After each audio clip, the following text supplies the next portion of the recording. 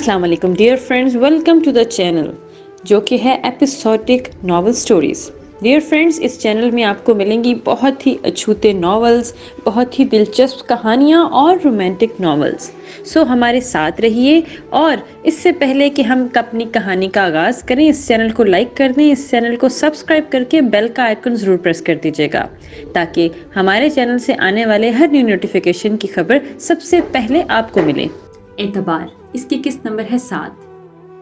भाभी, first floor पर अच्छी दुकानें होती हैं, वहाँ से शॉपिंग स्टार्ट करते हैं। शाम 4 बजे का वक्त था। मरियम और फातिमा शादी की शॉपिंग पर आए थे। अभी मॉल में दाखिल ही हुए थे जब फातिमा ने मशवरा दिया, फर्स्ट फ्लोर पर पहले जाएं या सेकंड पर, क्या फ़र्क पड़ता है फातिमा, तुमने वैसे भी पूरा मॉल ही घूमना है। खासा जुटा कर बोला था, लेकिन फातिमा भी ढीठ थी। मुस्कुराकर ऊपर फ्लोर पर जाती सीढ़ियों की तरफ कदम बढ़ा दिए। हद है फातिमा, अगर लेना नहीं था इस दुकान से तो इतनी देर क्यों लगाई? इतने कपड़े खुलवा कर देख लिए हैं, कुछ भी नहीं मिला तुम्हें? इसका भी वक्त बर्बाद किया और अपना भी। भाभी, उसकी दुकान में कुछ लेने लायक नहीं था। मैं तो ये सोच कर देख रही थी कि शायद कुछ पसंद आ जाए, पर एक भी ढंग का नहीं था। सर झटकती अब वो दूसरी दुकान की तरफ बढ़ रही थी जब फातिमा ने हाथ पकड़कर अपना रुख दूसरी सिमत करके इसे भी अपने साथ खींचा। अब तुम मेरे साथ चलो। बिना फातिमा को कोई मौका दिए इसने फातिमा को अपने साथ लिया और सीधे हाथ की चौथी दुकान में गई। भाभी, हम यहाँ क्यों आए हैं? दुकान पर एक नज़र डालकर उसका जायज़ा लेते फातिमा ने संजीदगी से पूछा। जाहिर है तुम्हारी शादी की शॉपिंग के लिए। मरमरी सरसरी अंदाज में अब की बार जवाब देकर बढ़कर स्टील के स्टूल पर बैठ गई और अपने साथ फातिमा को भी उठा लिया कि बैठो यहाँ पर। लेकिन मुझे नहीं लगता यहाँ कोई भी सूट शादी के लिहाज से होगा। फीके फीके सा और सादे सादे से रंग हैं। मुंह बनाकर वो दुकान पर लगी डेमीज देखने लगी। हर डमी पर बेहतरीन खूबसूरत और नफीस ड्रेस थे, लेकिन सादा था, पर इतना भी सादा नहीं कि उसे फीका कहा जाए। फातिमा, ये तुम्हें फीके लग रहे हैं? मरियम ने इसे हैरत से देखा। ऐसे तो फातिमा के हिसाब से ये भी हैवी लग रहे थे, क्योंकि वो भी भारी पहनती ही नहीं थी। हाँ, मुंह बनाते उसने मरियम को देखा। तो ठीक है, फीके तो फीके सही, मैं पसंद करती हूँ तुम्हारे लिए। खबरदार अगर तुमने हर सूट में नुक्स निकालने की कोशिश की। फातिमा के बने मुंह को वो यकसर नज़रअंदाज किया। वो सेल्स की तरफ मुतवज्जा हुई, जो पहले से ही उनकी तरफ मुतवज्जा और शायद उनके चुप होने का इंतज़ार कर रहा था।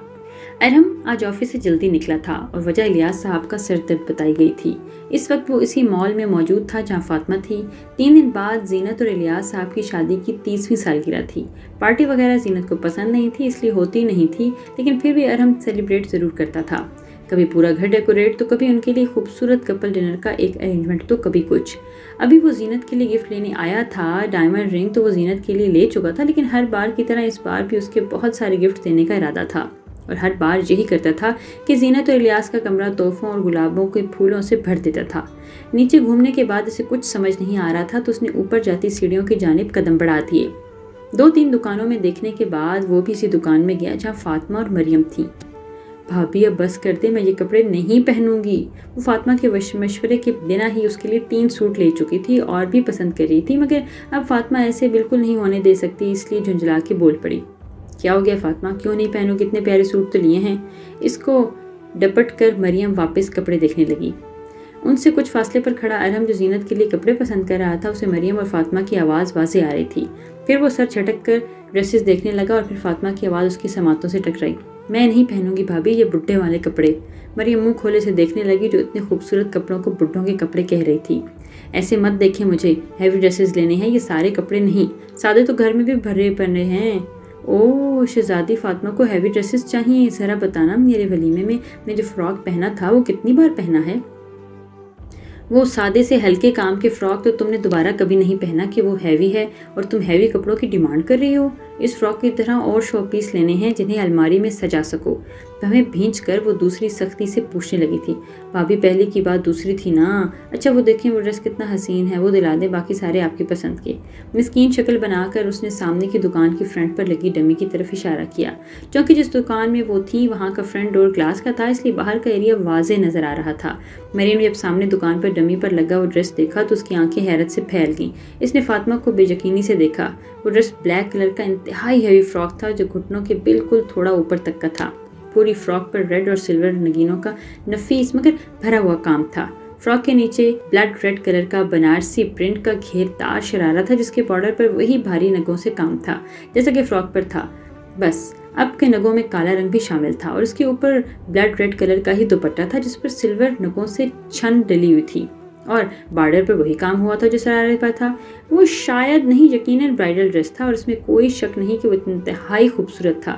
مریم نے تو کالے رنگ کا برائڈل ڈریس پہلی بار دیکھا تھا، پر جو بھی تھا اس کی آنکھوں میں بھی ستائش ابھری تھی۔ فاطمہ کے بولنے پر وہ ڈریس مریم کے علاوہ بھی کسی نے دیکھا تھا اور یقیناً اس نے بھی فاطمہ کی پسند کو دل سے سراہا تھا۔ مریم نے فاطمہ کو کنکھیوں سے دیکھا کہ وہ نظریں چرانے پر مجبور ہو گئی۔ مریم کا برائڈل ڈریس لڑکے والوں کی طرف سے آنا تھا اور برائڈل ڈریس کوئی عام دعوتوں میں نہیں پہنا جا سکتا، اور اگر پہنا جا سکتا تو بھی مریم کو یقین تھا کہ فاطمہ کبھی نہیں پہنتی۔ یقیناً وہ اس کو صرف شو پیس کے طور پر خرید رہی تھی۔ مہرانی فاطمہ عارف کو وہ ڈریس چاہیے، انداز میں طنز اور واضح تھا۔ فاطمہ نے اسے خفی سے کہا، ہاں۔ مختصر جواب، فاطمہ عارف ہی ہے نا آپ؟ دونوں آبرو اٹھا کر اس بار کی قدرے نظر انداز کرتے ہوئے طنزیہ انداز میں پوچھا۔ فاطمہ عارف صدیق حسین ولد مہران بختیار حسین بخاری ہوں میں۔ آنکھیں ٹٹپٹا کر وہ معصومیت سے بولی، اوہ، تو فاطمہ بخاری ولد عارف بختیار حسین بخاری آپ کہاں کی مہرانی ہیں؟ بیٹھے بیٹھے ہی سینے پر ہاتھ باندھے وہ پوچھنے لگی تھی۔ پورا نام بگاڑ دیا بھابھی آپ نے، اتنا بڑا نام جس کو بھی بتاؤں گی نا تو نام بگاڑے گا ہی۔ ویسے اتنا بڑا نام کب ہوا؟ اوہو بھابھی آپ کو نہیں پتا، اس سے امپریشن اچھا پڑتا ہے، لوگ سوچتے ہیں پتہ نہیں کتنی اونچی پہنچ والے یہ لوگ ہوں گے۔ اس کی بات پر مریم نے ہونٹوں کو گول کیا اور او بنایا، جیسے سمجھ گئی ہو بہت ہی بے تکی لاجک تھی۔ اچھا تو اس سے آپ اونچی ہو جائیں گی؟ اونچی تو میں ویسے بھی آپ سے ہوں بھابھی، the great heart specialist doctor Arif Bukhari کی بیٹی ہوں۔ اچھا تو فاطمہ عارف بخاری، آپ میری بات کان کھول کر سنیں۔ بھابھی پھر فاطمہ عارف بخاری بولا، پورا نام لینا، فاطمہ عارف صدیق حسین ولد مہران بختیار حسین بخاری۔ اب کی بار ارحم خود کو دیکھنے سے روک نہیں پایا، وہ کافی دیر سے وہاں کھڑا ان کی باتیں سن رہا تھا۔ وہ سننا نہیں چاہتا تھا پر فاطمہ کی آواز اسے بار بار اپنی طرف متوجہ کر رہی تھی۔ بالآخر اس نے اپنا رخ موڑا اور اسے پہچاننے کی ضرورت ہی نہیں پڑی، کیونکہ اس کی نظر فاطمہ کے چہرے سے ہٹ کر مریم پر گئی ہی نہیں تھی، اور جاتی بھی تو فرق نہیں پڑتا تھا، کیونکہ ہر بار کی طرح اس بار بھی اس کا چہرہ نقاب میں چھپا تھا، جبکہ فاطمہ سر پر گرے سکارف باندھے کندھوں سے اپنے گرد چادر اوڑھے کھڑی تھی۔ اس کا جسم کا کوئی بھی حصہ نمایاں نہیں تھا، اس کا سکارف کے حالے میں نظر آتا تھا اور اس کا پرکشش چہرہ ارم الیاس کو مبہوس کر گیا تھا۔ وہ یک ٹک فاطمہ کو دیکھ رہا تھا اور فاطمہ کے چہرے کا طواف کرتی اس کی نظریں تھوڑی کے بل پر پڑی اور پھر وہیں ارم الیاس اپنا دل فاطمہ پر ہار گیا۔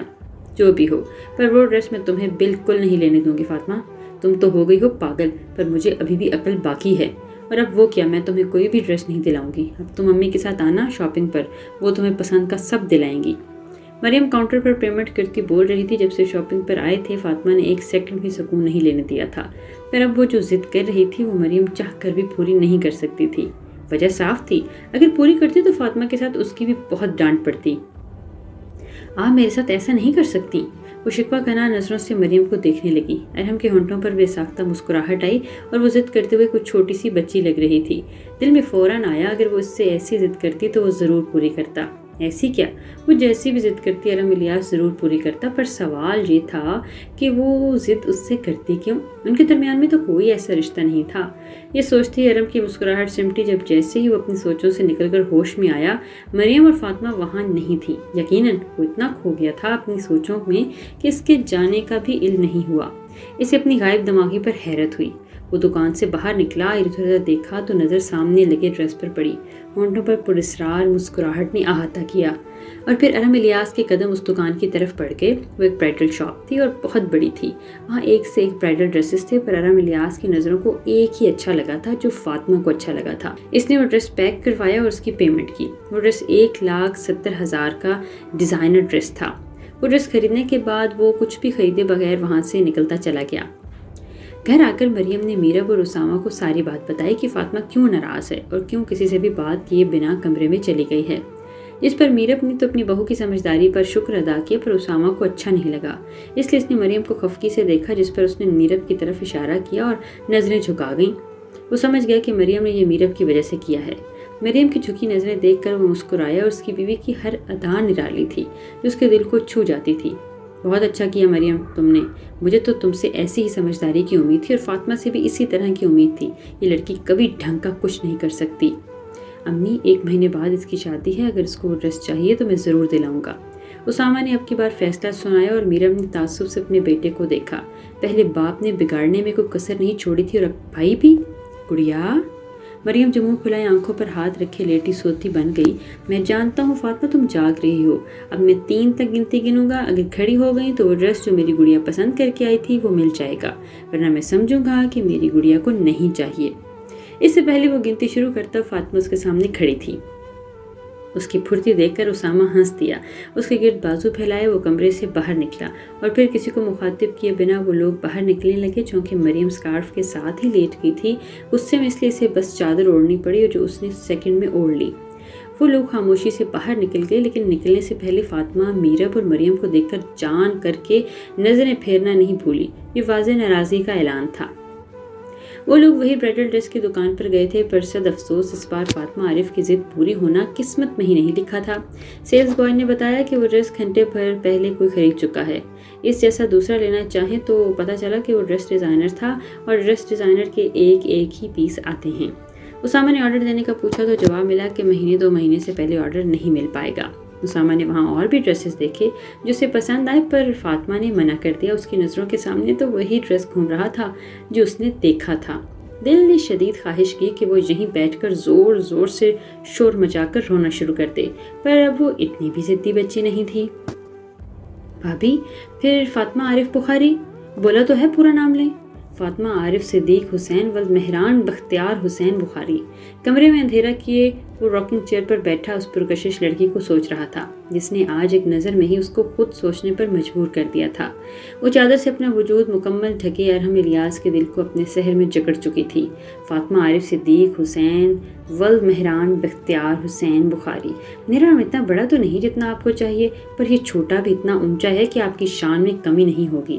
بہت جلد اب فاطمہ ارحم الیاس بنے گی، مس فاطمہ عارف صدیق حسین ولد مہران بختیار حسین بخاری، آئی پرومس۔ آنکھیں بند کی اور تصور میں اسے مخاطب تھا، ہونٹوں پر ہمیشہ رہنے والی دلکش مسکراہٹ تھی۔ آنکھیں کھول کر اس نے اپنی گود میں پڑا موبائل اٹھایا۔ ہیلو جیا، ہارٹ اسپیشلسٹ ڈاکٹر عارف بخاری۔ صبح جب میں آفس آؤں تو مجھے اپنی ٹیبل پر ان کی فیملی کی تمام ڈیٹیلز چاہیے۔ آگے سے نہ جانے کیا جواب دیا گیا تھا۔ مسکراتے ہوئے اس نے فون کاٹ کر موبائل واپس گود میں رکھ دیا اور آنکھیں موند لیں۔ اب بس اسے صبح کا انتظار تھا۔ ساری ڈیٹیلز ملنے کے بعد وہ بنا دیر کیے الیاس صاحب اور زینت کو فاطمہ کے رشتے کے لیے بھیجنے کا اور جلدی سے فاطمہ عارف سے عارف ارحم یعنی کہ فاطمہ ارحم بنا کر اسے اپنے گھر میں لے آئے گا اور بہت جلد وہ اسے برائڈل ڈریس بھی دکھائے گا۔ وہ واقعی بچہ نہیں تھا، اپنے جذبات کو بخوبی سمجھتا تھا اور فاطمہ ہی اس کی زندگی کے لیے پرفیکٹ میچ تھی اور یہ وہ بات سوچ چکا تھا۔